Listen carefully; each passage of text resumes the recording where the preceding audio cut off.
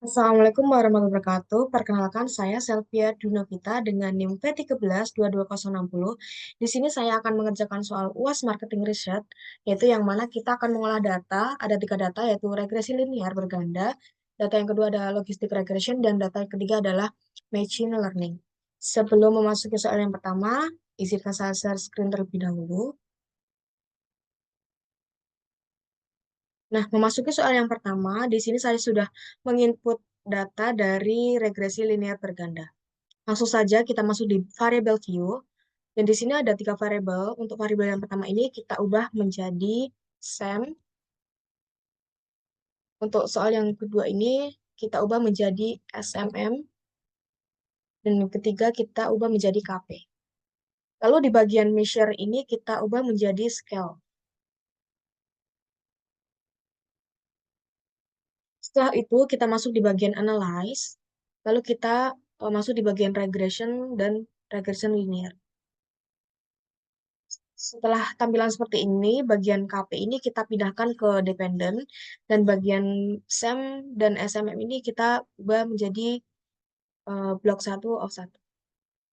Oke, setelah itu kita masuk di statistik, dan kita perlu mencentang di bagian estimate, model fit, R-square, dan collinearity. Kita klik continue, dan di bagian plots, di bagian ZR ini kita masukkan di variabel Y, dan ZP ini dimasukkan di variabel X.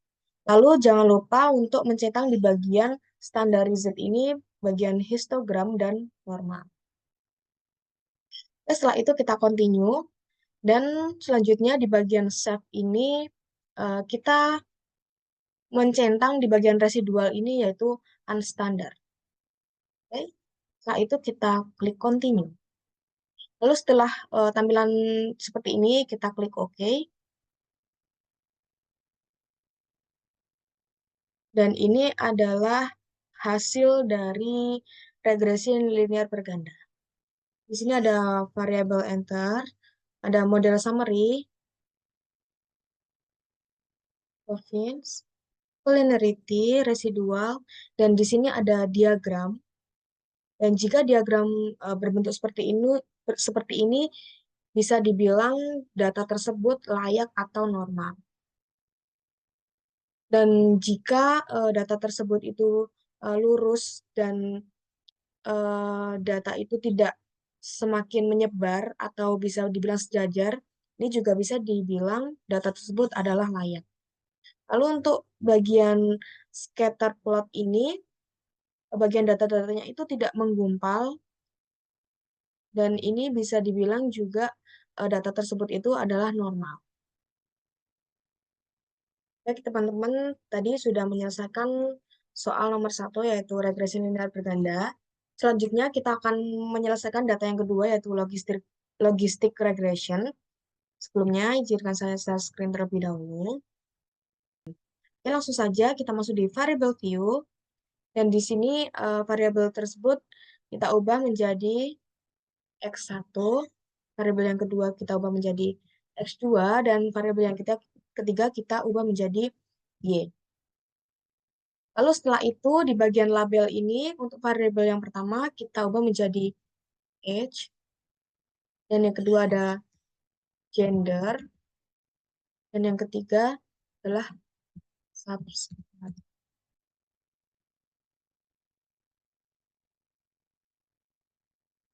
Dan setelah itu di bagian value-nya ini di bagian gender kita ubah menjadi value-nya 0 dan labelnya adalah male. Kita add, lalu yang selanjutnya value-nya 1 dan labelnya email. Kita add, lalu klik OK. Nah, untuk selanjutnya yaitu di bagian subscribe sama seperti di bagian gender tadi, value-nya 0 dan labelnya male, add. Lalu selanjutnya value-nya 1 untuk labelnya email. Setelah itu kita OK. Setelah itu di bagian measure-nya ini, di bagian edge-nya itu kita ubah menjadi scale. dan gender beserta subscribe ini kita ubah menjadi nominal. Lalu setelah itu kita masuk di bagian analyze, lalu kita cari di bagian regression, dan di bagian binary logistik. Lalu di bagian subscriber ini kita masukkan ke dependent, dan dua selanjutnya ini kita masukkan di bawahnya. Setelah itu kita masuk di bagian kategorial, dan bagian gender ini kita masukkan ke kategorial coverage. Kita klik continue. Dan selanjutnya kita masuk di bagian save. Jangan lupa kita untuk mencentang di bagian probabilities, group member, standar, lalu kita klik continue. Setelah itu di bagian option, kita klik di bagian classification, Hostmark, case wise, reality, dan literacy. Oke, setelah itu kita klik continue. Lalu setelah kita memasukkan data-data tadi, kita klik OK. Ini adalah hasil dari logistic regression, yang mana di sini ada case processing summary, ada dependent, kategorial, lalu dan lain-lain.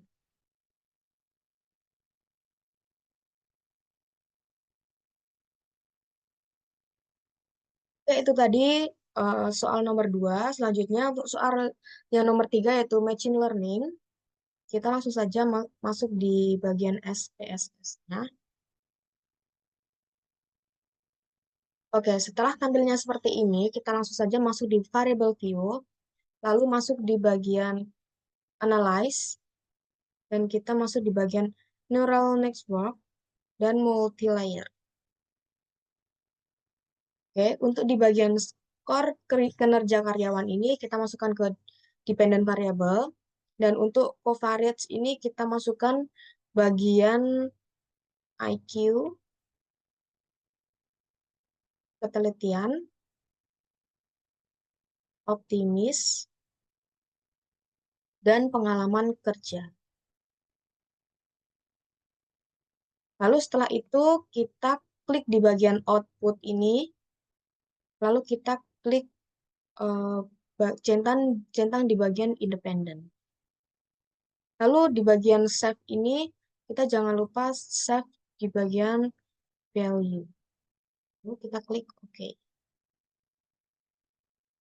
Nah, ini adalah hasil dari soal yang ketiga, yaitu matching learning. Di sini ada case processing summary, ada network, lalu di sini ada matrix dari matching learning tersebut.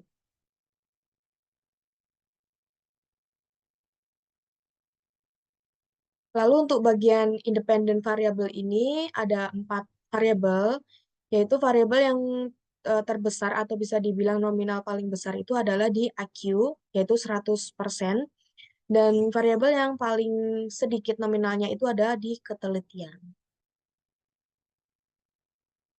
Ini adalah grafik dari normalized importance-nya.